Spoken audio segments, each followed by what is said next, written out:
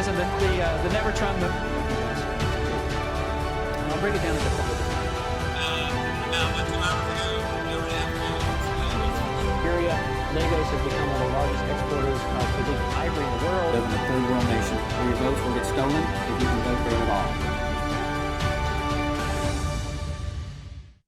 Welcome back to Around the World with Dane Waters. You know, I say this every time. I'm your host, Dane Waters, as if the name doesn't give it away. God, I mean, I'm sure you guys are tired of hearing that. But hey, I'm Dane Waters, in case you forgot after last week.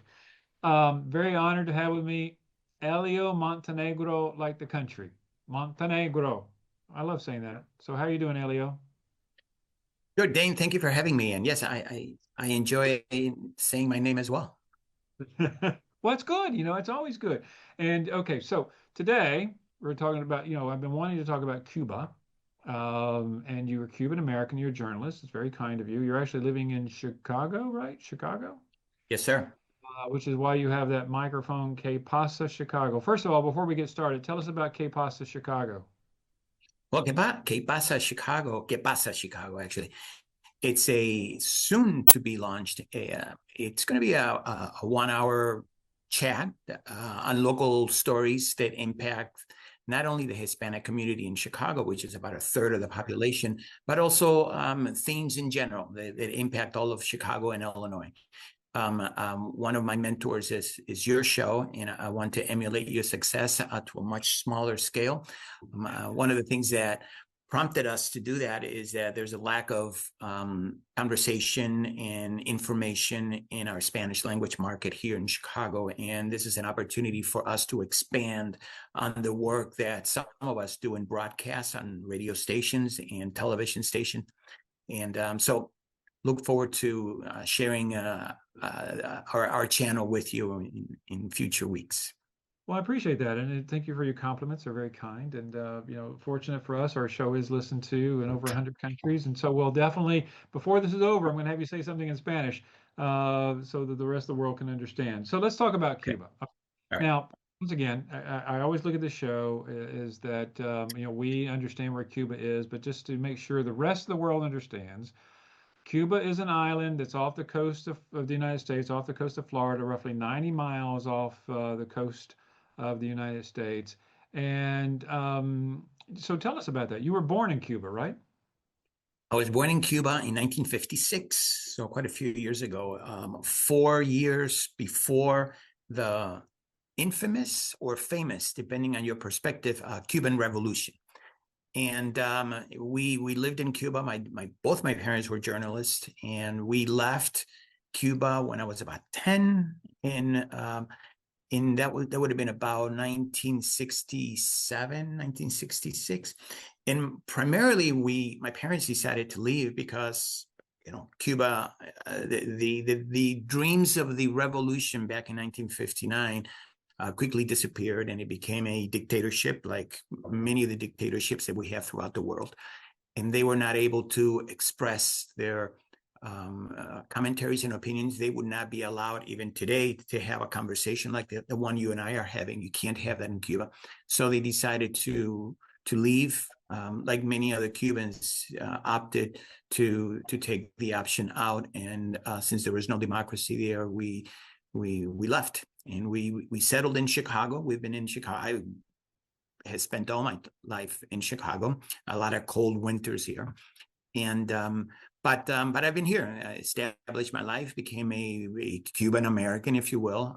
So meaning 50-50. So there's a lot of Cuban in me, but yet there's a lot of United States culture in me because I grew up here, and it's an interesting mix. I'm able to see things from both perspectives, which it's good and it's challenging at times because it's a complex conversation when we talk about Cuba. Yeah, well, yeah, and it is complex, and I think that when you talk about the revolution in 1959, I guess that was Fidel Castro, right? He led the revolution. We all know, well, most of us have always heard about. I grew up hearing about Fidel Castro and how evil Fidel Castro was, and then his brother Raul. It was his brother Raul who took over, right? For a Yes, while. he's still alive. Yeah, we're going to come back to that because he was just recently detained or wants to be detained. But in the 50s, I remember, I was born in '64, so I don't remember a lot of it, but my mother would always tell me that in the '50s, Havana was like the nightlife. It was, there were Americans going there. They had casinos. They had, I think even Frank Sinatra. Everybody it was like the place to go, right? Yeah, it was the place to go. Cuba was a very successful country in the 50s, the 40s and 50s, because it was closely allied to the United States. There was a lot of American investment there. It was a paradise for many, and it was very successful. There was a time when the U.S. dollar had a lesser value than the Cuban peso. So it was a great place. Now, like every country, it had its challenges. Where there was poverty. There was poverty out in the rural areas, like we had here. Back in the 50s in Chicago, we have sort of a dictatorship, if you will. We had the Democratic Party and strong mayors, and there were communities that were neglected. Same thing in Cuba and many other countries. But there was discontent because there was dictatorship at the time in Cuba, and there were many who wanted a change, and they bought into the narrative of not only Fidel Castro and his movement, but there were many other guerrilla groups who were fighting against the dictatorship at the time. And they bought into the notion that let's have a change. Let's bring more equality to the country. And subsequently, they bought into it, but subsequently it turned out not to be that way. One dictatorship was replaced by another one. Yeah, and then if you look at the history of America, I mean, the closest the world has come to nuclear confrontation, what took place in Cuba, because the Cubans, Fidel Castro, they were supported by the Russians, Mm-hmm. the Soviet Union, and then there's this whole thing that we call the Cuban Missile Crisis, when John F. Kennedy was president of the United States, where the Russians were trying to send nuclear weapons into Cuba, once again, 90 miles off the coast of America. I mean, do you remember that? I mean, you were young, but do you remember that whole situation? Oh, I do, and I'll tell you a quick little story about that. But before I get into that, let me set the scene. Back in the early '60s, yes, everyone talks about the willingness of the Russians to put nuclear weapons or rockets in Cuba, but we got to remember that at the same time, the United States was doing the same thing in Turkey. So we were putting missiles and potentially nuclear weapons right in Russia's underbelly, the Soviet Union at the time. So it was that Cold War chess game that we were playing. And Cuba became just another pawn in that worldwide game. But yes, I do remember that. By coincidence, it's a long story, but I'll tell it short. We were on our way to go on vacation to the Isle of Pines, which is a resort area just south of Cuba. It's a big island, and I remember as a child of, I don't know, 7 years old, my parents one day saying, "Oh, look at the planes, the little planes." We were on the southern coast of the island.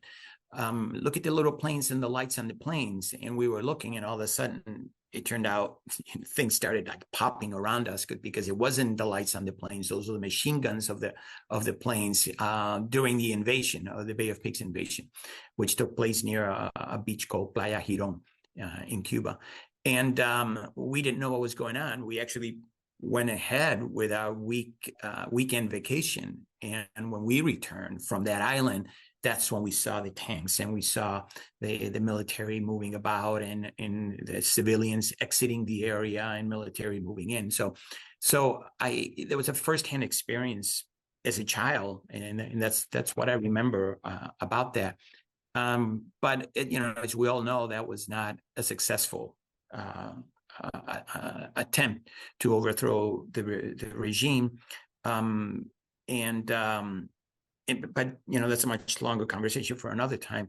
But I do remember that, and there was one of the many efforts on the part of the United States to try to bring about a change in the Fidel Castro regime in Cuba.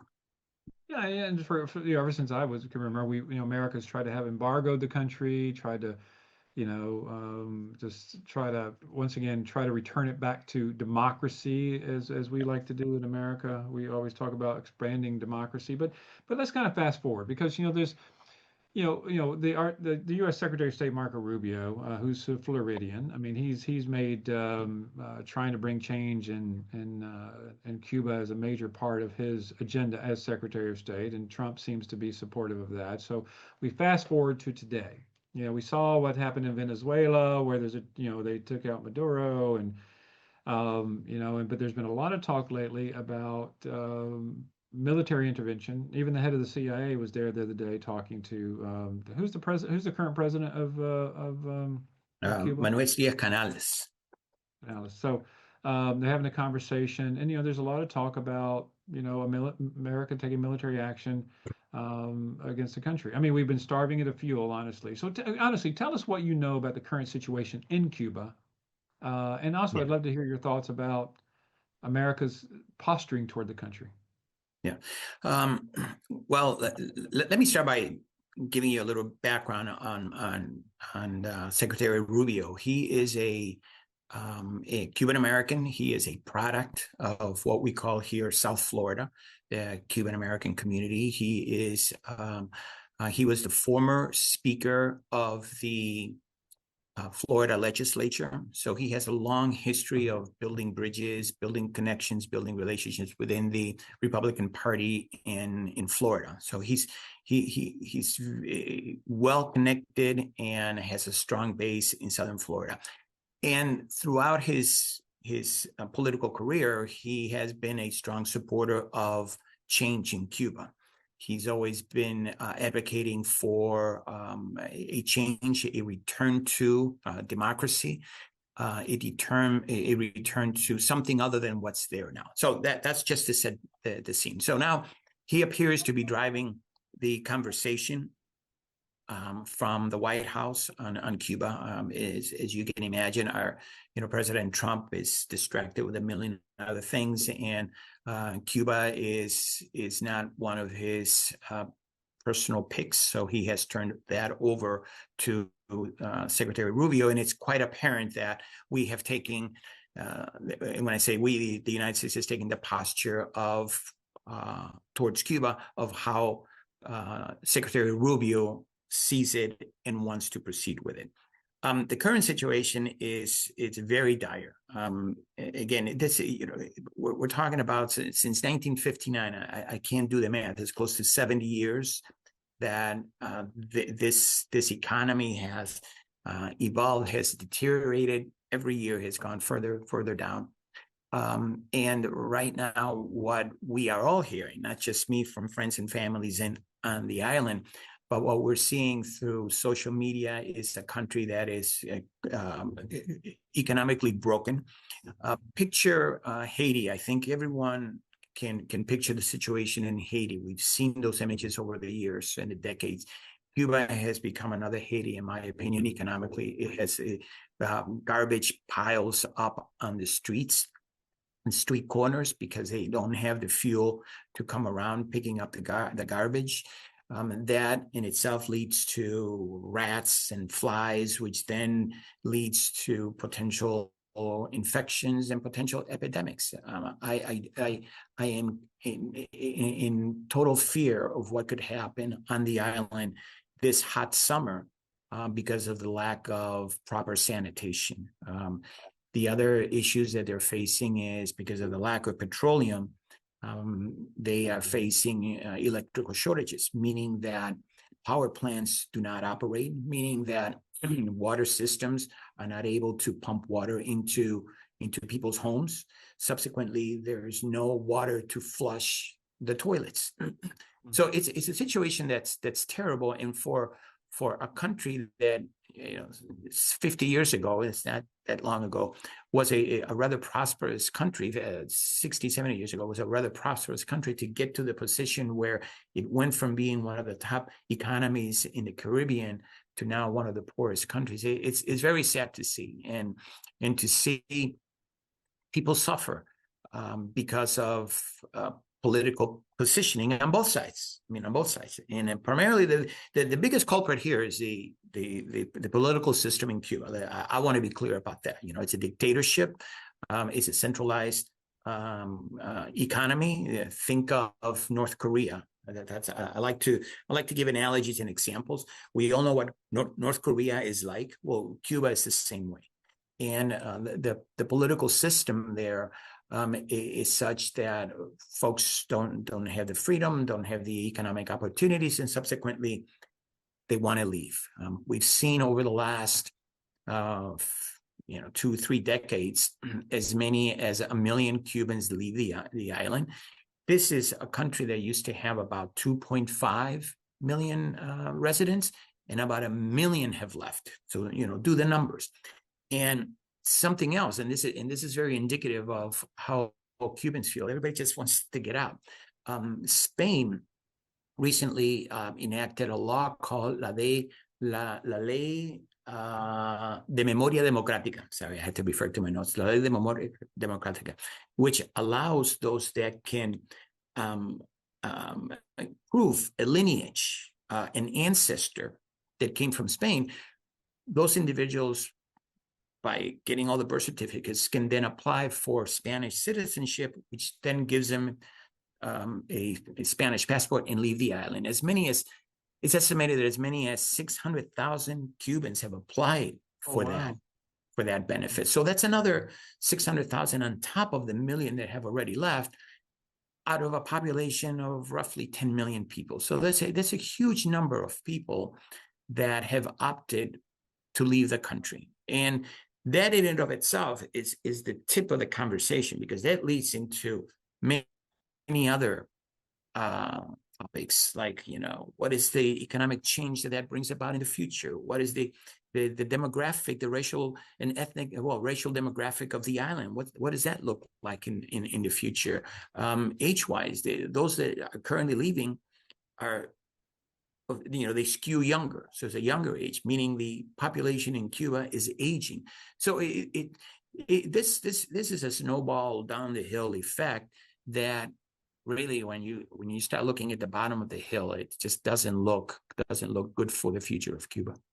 Yeah, well, I see that in a lot of countries where there's dictators and authoritarians that they have the brain drain, where the young population leaves because they want a better life, because they don't want to be under that. And the older population, sadly, are the ones left behind, and they don't have the skill set for the country to advance, to grow, because they can't invent and all this kind of stuff. But so let's talk about, politically. Okay, so people went out.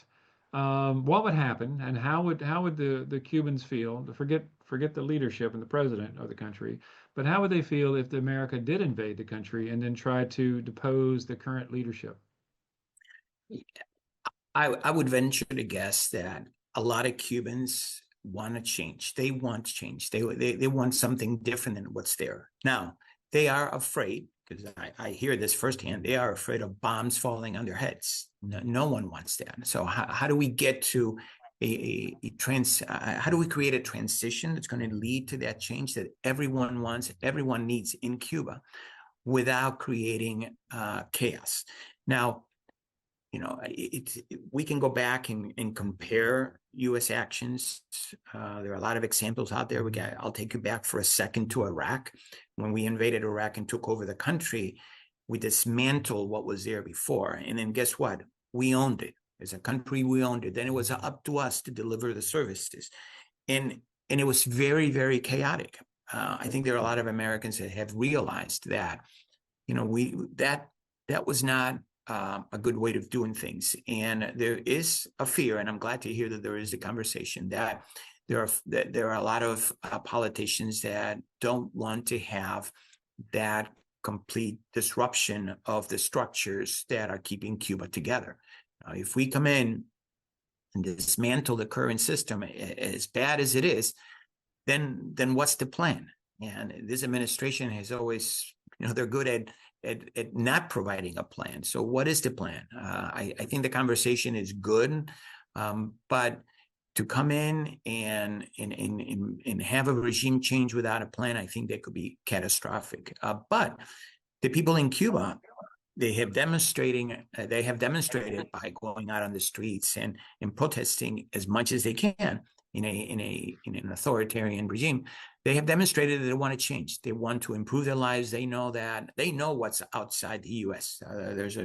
Outside of Cuba. They see what their family members from the United States, what kind of lives we have here. They know the opportunities. They know what Cuba could be, and they want to change. How do we get there? That's the complicated part.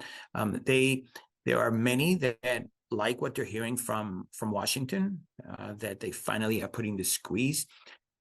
But it gets to the point where on the front lines in Cuba, on the streets, these folks are going without food, without water, without electricity. There's so much that they can put up with before they break. And what does that break look like? I don't know. It's hard to tell. That's the thing, like we talk about in Iran. I mean, well, first of all, I have to agree with you. This administration, I'm not a fan of this administration. Everyone knows it on my show. I mean, I'm a lifelong Republican, but not a fan of this administration. Yeah. So that's no Yeah. secret. But one of the reasons is that, like what's happening in Iran. I mean, I think that there's no plan.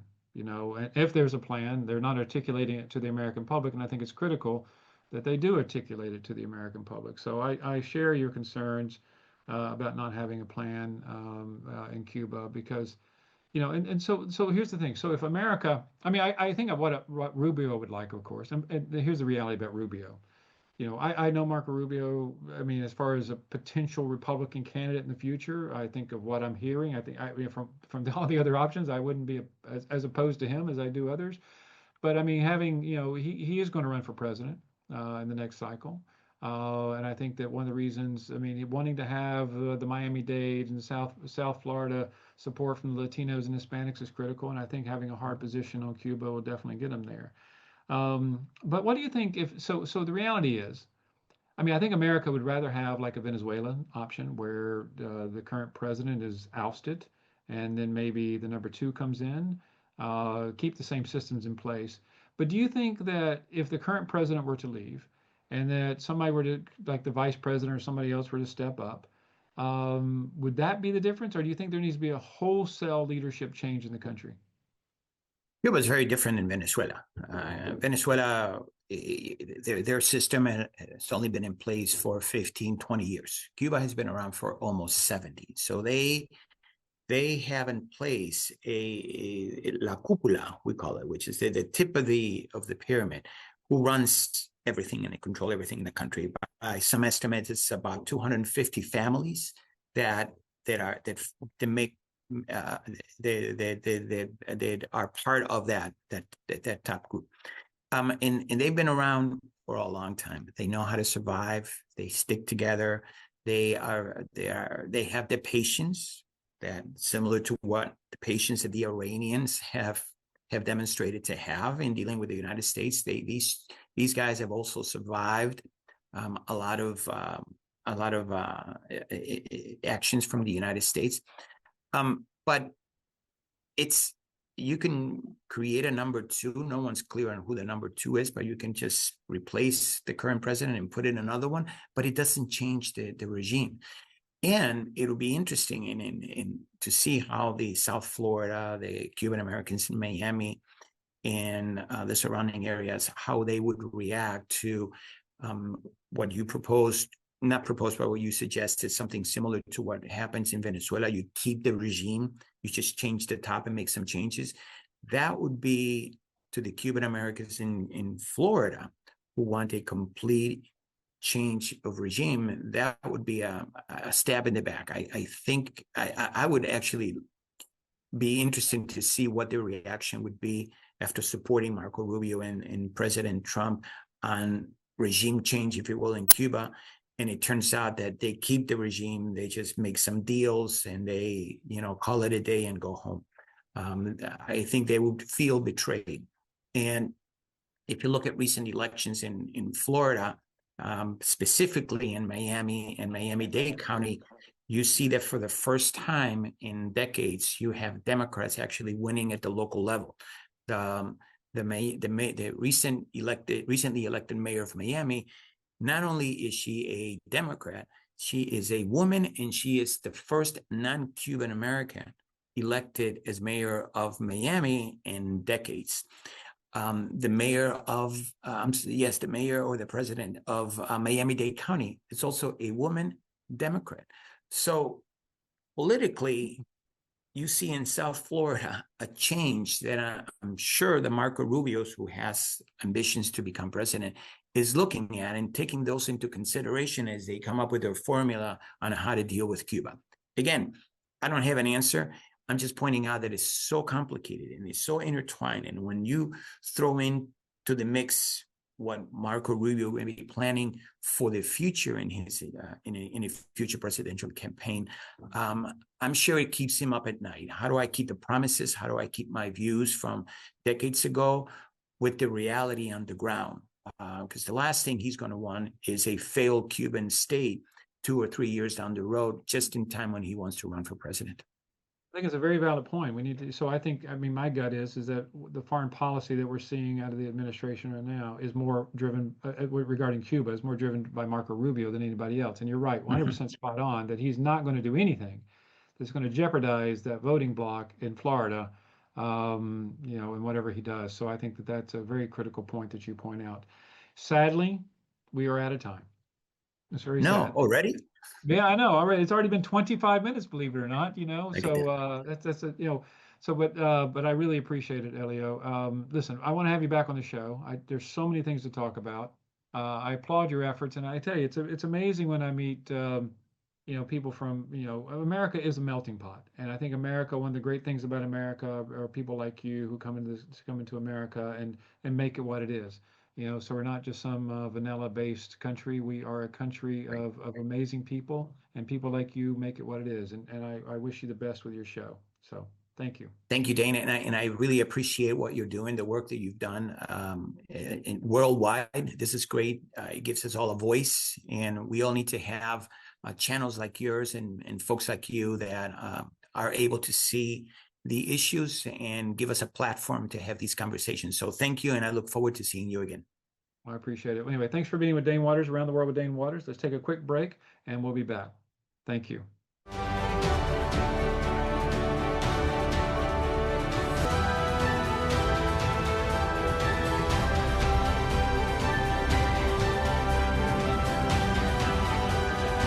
What we've always maintained is the Nevertron movement. I'll break it down into a couple of different. Nigeria, Lagos has become one of the largest exporters of Pacific ivory in the world. The third world nation, where your votes will get stolen if you can vote there at all.